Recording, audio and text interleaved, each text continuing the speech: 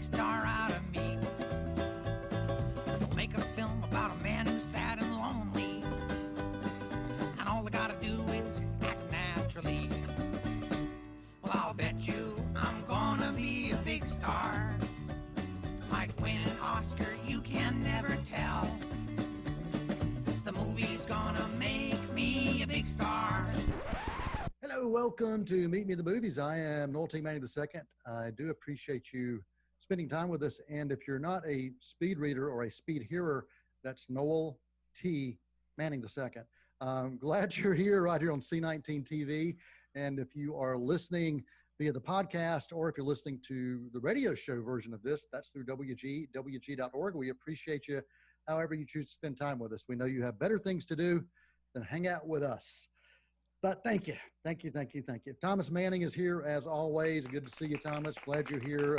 I still think that's like one of the coolest shirts that your dad ever bought you, ever. If he does say so himself. That's right. We've got Darryl Menzel, and we've also got Douglas Davidson back with us. The Cine-Men are back, and we had so much fun last week. And we decided, we're going to do this again, and we're going to do it earlier rather than later. So thank you both for being back. Our pleasure. Thanks for having us again. Now, last week was almost what some would call a perfect show in so many different ways. Some would call it a perfect show almost. I'm not expecting that this week. So, so just kind of know that going in. Oh, the pressure's off. That's right. But we are going to try to get through a lot. We've got quite a few films to talk about, not as many as last week, unless we get to that hot topic. Looking forward to the hot topic, and I'm going to let Darryl kind of segue into give us a sneak preview of what that hot topic is with his first film that he's going to be reviewing, and it's called Wendy, and it's not about Dave Thomas's daughter selling hamburgers. This is a whole different Wendy. This is a whole different, no square patties to be found anywhere. It came out February 28th of this year.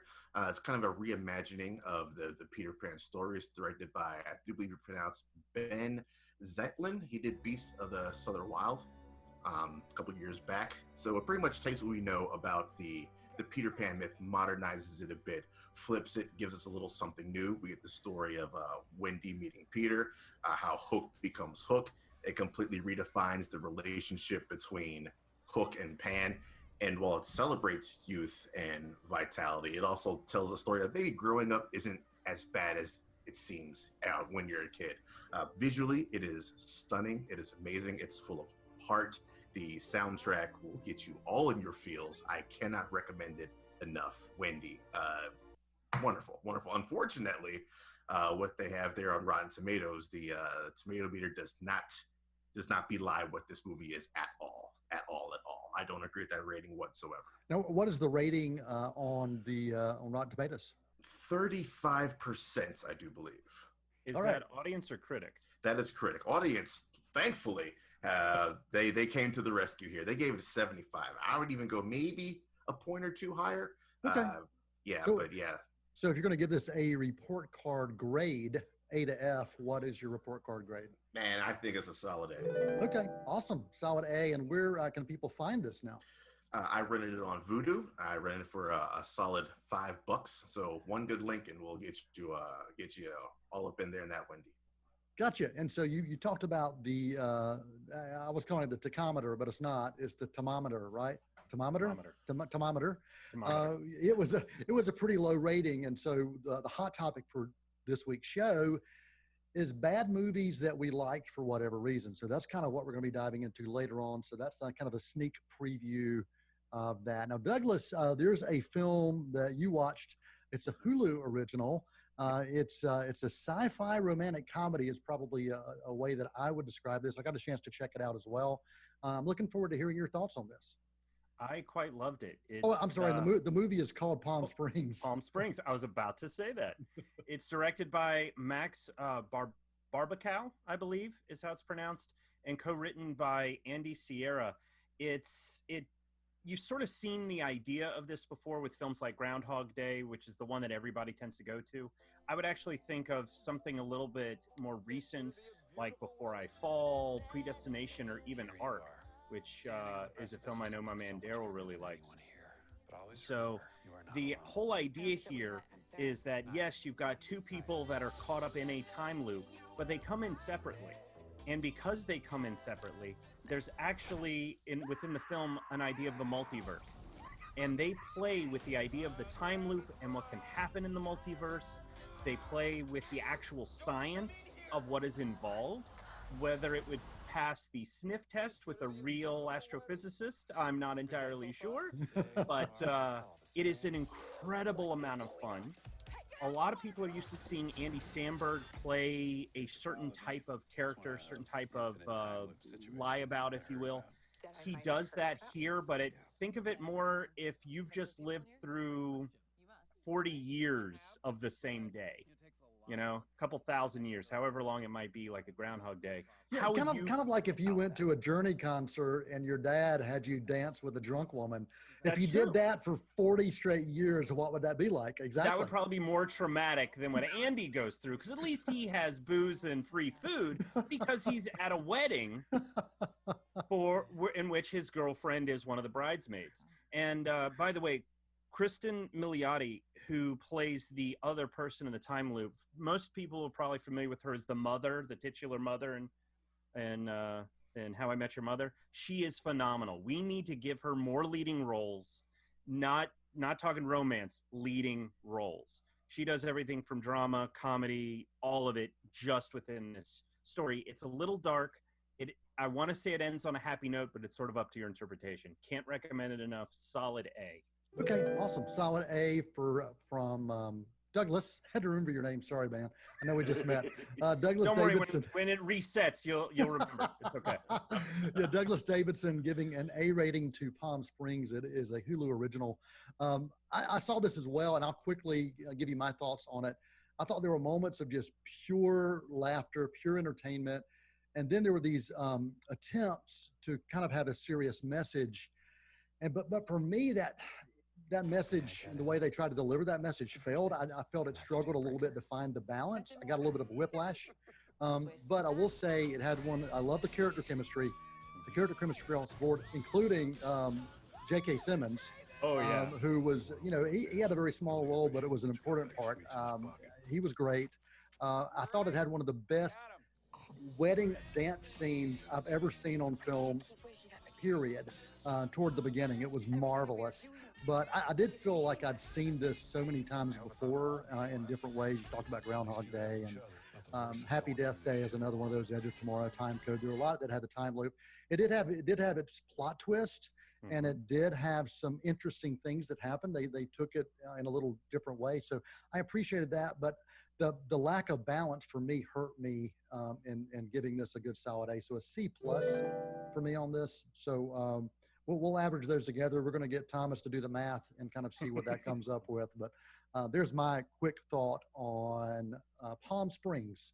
And Thomas, man, you didn't check out Palm Springs, but you did this kind of weird, but you did a double feature talking about a time loop. You saw a couple of films that one was an original, one was a remake. The movie is called The Taking of Pelham 1, 2, 3, the 1974 version, and I think the 2009 version. So let me get your thoughts on looking at both of these films. You've never seen either one of them. All right, yeah. So the 74 version was directed by Joseph Sargent, adapted from a book by John Gotti, and basically it follows the story over the course of basically 1 hour. You have these hijackers that take over a subway in New York City, and they have 20 hostages. They're on the phone negotiating with the transit police basically, and they're demanding $1 million at that time. Of course, in the 2009 version, it's $10 million because inflation. That's how it all works. But I think when you need to look at something like a remake of this nature, the remake was directed by Tony Scott. It has to justify its existence by adding something new based on the time period, or just adding a twist to the story. And I think Tony Scott certainly did that. The original was a perfect snapshot of kind of that gritty New York City 1970s feel. It definitely kind of had some Scorsese vibes to it. Great cast. You had Robert Shaw in there. You had Martin Balsam, James Broderick, Jerry Stiller, and just a really tight script. And Tony Scott's remake kind of amped up the tension a lot. Kind of the claustrophobia, the kind of dizziness, the whipping around, the sights and sounds of the city. So I think Tony Scott's direction was pretty phenomenal in the remake. But anytime you have a remake like that, it's kind of difficult to live up to the standards of an original, especially when the original is practically perfect, just with the dialogue and the acting and the direction and the editing. The editing is phenomenal on both accounts because there's so much conversation back and forth in different locations on like telephones. But I still think Tony Scott's remake was justified in its existence. So. Okay, good deal. And you also, Walter Matthau was in that original as well, if I remember correctly, and Denzel and John Travolta in the remake. So what are your ratings for both of these? For the original, I'll give it a solid A. It's practically perfect in every way. Sorry, that's Mary Poppins quote right there, I think. But then for the remake, I'll give the remake a solid B+. Okay, good deal. B+ for Taking of Pelham 1, 2, 3, the 2009 version, and the original version, a solid A. You talked about claustrophobia, Thomas, and there's a movie that was released a little earlier this summer, but we really didn't get a chance to talk about it. It was an Amazon original. The movie is called 7500. Joseph Gordon-Levitt stars as this first officer in a hijacked aircraft, and he's the only one that's standing in the way of a massive attack on innocent citizens. The citizens on the plane and those that are going to be left in the wake of a crash when that may happen. The claustrophobia aspect of it, most of the time you are in the cockpit and you're seeing what's happening, back behind the scenes, mostly on monitors. It is pure claustrophobia, and I give if you're not prone to claustrophobia, I think that you will be after watching this. Anxiety, absolutely. They found a way to make that happen and make that happen well. Everything was shot really tight, really close up, limited lighting, no music soundtrack. And I tell you, all of that really worked. It added to this almost real-time atmospheric approach, and the narrative engagement on this I loved. There's a guy, another co-star in this, who stars as one of the young troubled hijackers. His name is Omid Memar, and he is torn between what his calling is or what he's being led to do and what he feels is the right thing to do. And he played it so well. The interactions between Levitt and Memar were magnificent, and many times there were a lot of scenes with just them. I got a chance to interview the cinematographer earlier this summer, Sebastian Thayer, and he talked about they actually built an aircraft on a sound stage with a green screen behind it, but many of the things were shot within a cockpit, and they got to actually go into an aircraft and see what had happened. This was based on a true story as well. If you're looking for really a no frills, fancy side of filmmaking, that's just right there in your face, strong acting, and something that will bring you kind of face to face with terror. This may be a trip that's worth booking for you. It did fly a little under the radar, so there are all of my aircraft related things. Solid A rating for me for the movie 7500, if you haven't had a chance to see it. Any of you haven't had a chance to see that film yet? Not yet.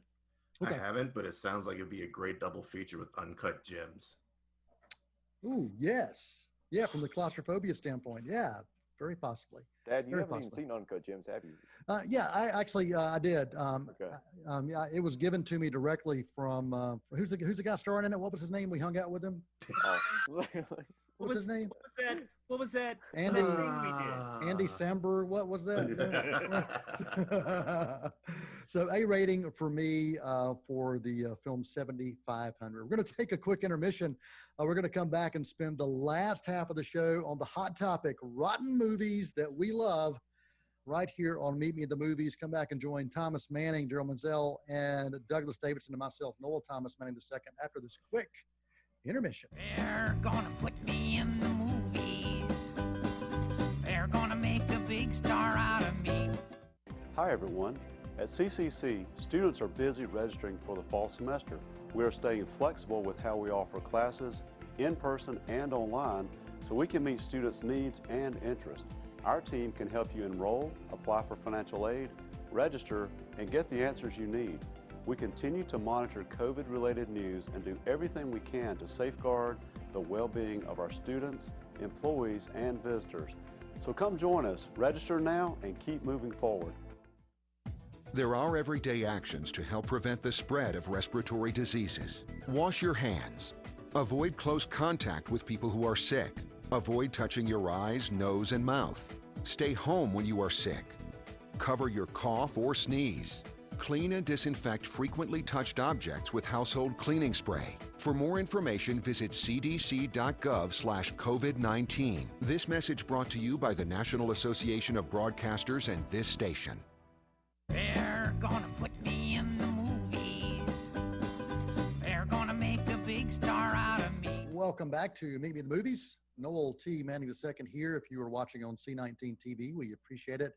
If you're watching the streaming version of that, C19.TV, that's pretty cool. That means you had to go search for it a little bit more. And if you're listening to the podcast and the radio version through WGWG.org, we do thank you. Darryl Mansell, Douglas Davidson, Thomas Manning joining me. The Cine-Men are back. We're glad to have you back with us as we spend some time talking about movies. And this is the fun part.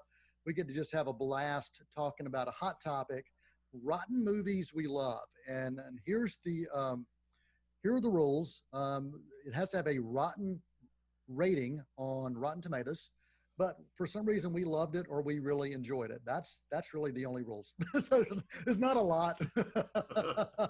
So anybody can play this game. So if you want to play at home, get out your ink pad, your pad and your pen and make notes. All right, Darryl, go first before I lose myself. All right. First one I want to talk about, it still stuns me and baffles me to this day. It's Hook. Hook is sitting at a solid 28% on Rotten Tomatoes. And I did not realize for quite some time that people weren't fans of this movie. I just thought everyone loved Hook. It swashbuckles. It's fun. Dennis Hoffman, right? Dustin Hoffman. Dustin Hoffman. There we go. That might be part of the reason why they don't like the movie. They don't know who's in it. Dustin Hoffman is just chewing up scenery. Bob Hoskins is great. Robin Williams is great. I love this movie, top to bottom. Awesome. I'm right there with you. It's a fun one to go to. The movie is called Hook. And what is your rating? Do you know what your rating would be for this? If we're going on the A to F report card scale, man, it's an A every single time. Awesome. Very cool. Yeah. All right, Douglas, I think you have some swag with you for one of the films you want to talk about. Is that one you're going to bring up now? I do. It's actually completely and totally coincidental because I had ordered this a while back, but this little guy showed up in the mail today and I couldn't be more excited.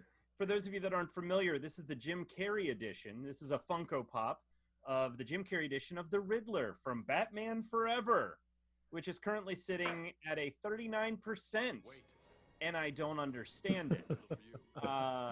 This, granted, it's not a Tim Burton film, which it was following after Batman Returns, certainly, which for many people is a big Batman movie. For me, I prefer the first film he did, Batman, over Batman Returns. But Batman Forever was Joel Schumacher's first time at it. It's the first time we got to see Robin with Chris O'Donnell. We've got Nicole Kidman as a psychiatrist. We have Val Kilmer, who makes a decent Batman. He's okay as Bruce Wayne, but a pretty decent Batman. And you've got a great package of Jim Carrey and Tommy Lee Jones as your villains, Two-Face and the Riddler. This is a film that not only do I not understand how people couldn't just enjoy the colors of it, the energy of it. It's a different feeling of a Gotham, but also the soundtrack is just killer. I still listen to it, and I'm not talking about Hold Me, Thrill Me, Kiss Me, Kill Me by U2 or Kiss from a Rose by Seal. I'm also talking about Michael Hutchinson's cover of Passenger. I'm also talking about the Flaming Lips, Brandy, and a bunch of other folks. PJ Harvey was on that soundtrack, and it is still fantastic. If I were to grade it, I would absolutely give it an A. Okay. Absolutely. A rating for Batman Forever, even though Rotten Tomatoes may disagree with you. Thomas. It's totally fine. I'm on Rotten Tomatoes. I disagree with them. All right. Okay. Thomas, there's a series of films that you've got on your list. I'm not sure what you're going to go to first, but I've seen this. I think it's a pretty good list. But sometimes I think we're all drawn toward the evil side of life. And I've got a vibe feeling that that's where you're headed with your first pick for rotten movies we love. Yeah, definitely. I'm going with Constantine from 2005, starring Keanu Reeves in the lead role. Got a great supporting cast of Rachel Weisz, Tilda Swinton, Jimon Hansu, and Peter Stormare as Satan himself. So, not actually Satan. Peter's not Satan, but he plays the role of Satan, and his 5 minutes of screen time in that movie are absolutely phenomenal. But Keanu Reeves definitely carries the film with his charisma and just a really unique kind of take on the Constantine mythos from the comics. And I think there's definitely room for a sequel, which they've been talking about for the past 15 years. And I think Keanu said he'd definitely be on if that ever came around. But it was the directorial debut of Francis Lawrence, and he did a really, really solid job with it. And he went on to direct a couple of the Hunger Games films. And so, yeah, I would definitely recommend Constantine. It's got a 46% on Rotten Tomatoes, but most people I've talked to have a very favorable opinion of it. It's just kind of got a bit of a cult following throughout the comic book film fandom. So I would definitely recommend Constantine. Okay. And what rating are you giving this, Thomas? I'm giving it a B+. Yeah. Okay, B+ rating. And for any of our viewers out there, if you are keeping track of continuity, yeah, Thomas actually did change locations. We were able to make that happen right before your eyes. It was magic. Sorcerer. Speaking of Sorcerer, one of my films I'm going to talk to you about, I absolutely loved The Sorcerer's Apprentice. It was one of those films that was just pure fun. I remember watching this with my family, and I said, this is a franchise type of film. I love Jay Baruchel, always have. Nicolas Cage was a heck of a lot of fun in this. The rating for this for Rotten Tomatoes, critics giving it a 40%. Audience is a little better at 53%. But it was just one of those times at the box office that I just enjoyed the action. I enjoyed the adventure. It felt like a summer film for me, and I have gone back to watch it, and it's still just as enjoyable for me. The movie is called The Sorcerer's Apprentice, and I would watch a franchise of this. Absolutely, I would. So I'm going to give this, after watching it multiple times, an A-. It's still worth checking out. So The Sorcerer's Apprentice on my list. So Darryl, we're back to you, buddy. Yeah, back over to me. I cannot in good conscience not mention one of the greatest comedies of all time, Pootie Tang. Sitting at an abysmal and disrespectful 27% on Rotten Tomatoes. New comedy, I think of all the genres, is the most subjective. So there's different types of comedy for different people. There's different avenues. You like witty wordplay, you like slapstick, you this, that, turns of phrases. This one is it falls squarely into this goofy fun category. Chris Rock, Lance Crowder, Reg E. Cathy, rest in peace to Reg E. Cathy, was Dirty D, Wanda Sykes appearing in there as well. It's a spinoff of a skit from the Chris Rock show from the 90s. They just took that, embellished it to a 90-minute film, and it's just goofy fun. If you're in the mood for just something silly, something wacky, I suggest you check out Pootie Tang. All right, what is your rating for this? Oh man, it's an A++. All right, A++. Douglas, I love it. Let's go back to you, Douglas. Last time I was on the show, I talked about a little bit of historical fiction, talked about Greyhound. Well, I'm going to go with another historical fiction. This one's from 2001, and it is on my list that I brought today, the one that is the lowest rated at 14%. It's American Outlaws. This film, depending on who you are, you might agree with that 14%. Man. But it's got Colin Farrell, Scott Conn, Ali Larter, Gabrielle Mocked, Timothy Dalton is in this, Kathy Bates is in this, Will McCormick. I mean, it's got so much talent, and honestly, it is dumb fun. Is any of it accurate? Probably not even remotely accurate.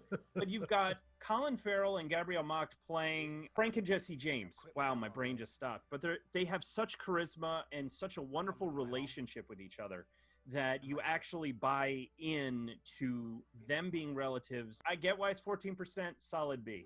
Solid. Well, kind of like Darryl. Sometimes you just want fun, and that's what I'm going to talk about is just a heck of a lot of fun. But Thomas, we'll get to yours first. Go for it, man. So I'm going to go with National Treasure from 2004, sitting at a 46% on Rotten Tomatoes. But so basically, this is Nick Cage playing Indiana Jones in the 21st century Philadelphia, like running through the city streets, doing Indiana Jones type stuff, stealing the Declaration of Independence. And on the other end, you have the actor that played Boromir. What's his name again? He always dies. There he is. Yeah.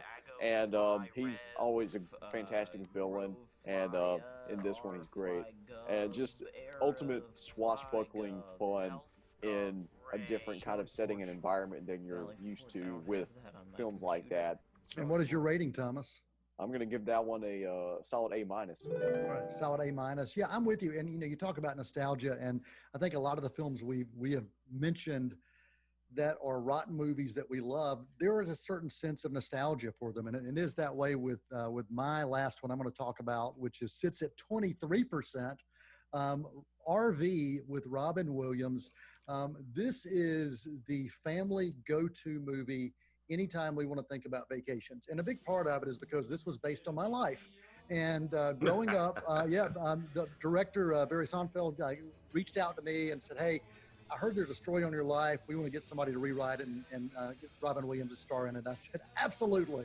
Absolutely. I was the young kid that was kind of a rap star, grew up to be a rap star. And it didn't work out well for me in the end.